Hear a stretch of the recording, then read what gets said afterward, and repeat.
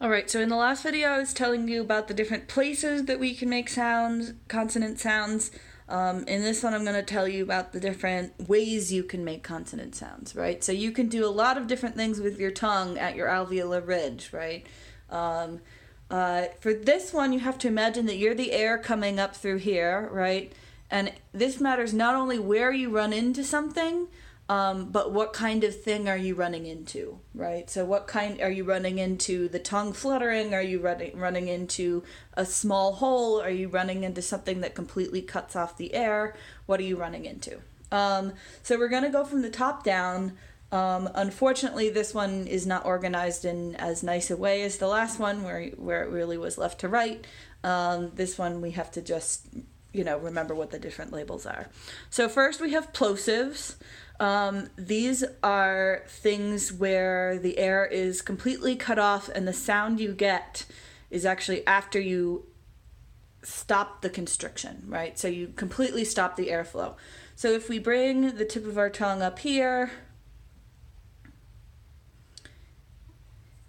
and we have this closed so no air can get out your nose, this is the sound of a D or a T, right? The air comes up, it gets in here, this air gets all pressurized, right? You have high pressure, and then all of a sudden you let go, and this high pressure air comes out of your mouth and makes a sound, right? So that's how you get the sound for a stop or a plosive. Gosh, I shouldn't have done that.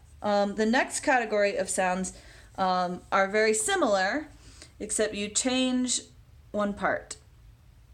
So let's actually just put that right back after I just erased that. So here we have a closure here, just like if we're going to do a plosive, except we open up this. So this is your velum. Your velum is open, and so the air can come up through here and get right out, right? So you're forming the shape of a plosive, but leaving that open. And these are your nasals. These are M's and N's, and you can just keep making these till the cows come home, right? You can go mm for as long as you want, and that's because the airflow isn't caught up. Versus a T where you can go but it still is just going to be one little burst of sound, as long as it doesn't matter how long you hold it. Now, nasals and plosives are both together called stops, because in both of those you're making some complete closure in your mouth, right? The different types of nasals depend on where in the mouth that stop is made. It actually barely changes the sound of the nasal, but it does change the sound of the surrounding letters, so you can tell where it is. But this is why you can't have nasals that are uvular nasals, for example, because then you can't still get out of the nose. The next that we have is a trill, and trills are made very much like stops, except you leave this a little bit unconstricted, so this can flap back and forth, right? So this goes up and down a little bit, and so you get sounds like ra, ra.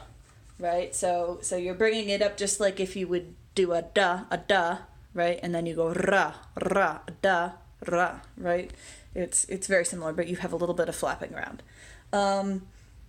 Then we have tap or flap, where you really are making a sort of a stop closure. It's very much like a stop closure, except the air is going so fast that you just barely brush it, and it's almost like a trill, except you stop it after one tap, right? So ada, ada, ada, ada. So this is a lot of languages. This is what R is in a lot of languages.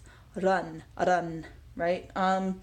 Fricatives are made by taking your articulator and making a very almost closed, right? So there's a tiny little gap there, and what this does is it creates high pressure air in here, because not that much air can escape. If we close our velum again, not that much air can escape, and it hisses out just like out of your balloon. And then we have a couple of sounds that are lateral, where I'm going to have to draw a picture of the front of the tongue to get this lateral sound. And in a lateral sound, mostly what's happening is if you imagine this is your tongue, right? The air in a lateral sound is coming out from here and here rather than from the top of your tongue, right? So it doesn't come over the top of your tongue, it comes over the sides. So this is, if you make the sound O, the L sound, the tip of your tongue is totally touched to the top of your alveolar ridge. The tip of your tongue is totally touched. But you still have air coming out the sides, so you get a L sound, right? You can hold an L sound because the air is coming out the sides of your tongue. This is the same as of lateral fricatives, except that you get a fricative sound, right? A hissy sound along with that. So this is like fla, fla, fla. If any of you guys have heard Welsh spoken before, there's a lot of these in Welsh. These are in Salish languages also.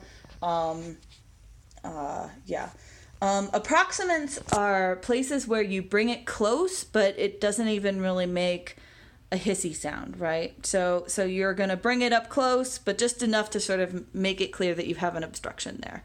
An approximant is ra, ra, ra, right? You're constricting it enough that you can hear that there's a constriction, but not enough that you get a hissy sound. These are sometimes called semivowels, so ya is sometimes called a semivowel, but there's more constriction than you get with a vowel, and they actually count as consonants in other ways as well. So they are consonants, but they're almost vowel-y. All right, so that's the different manners of articulation.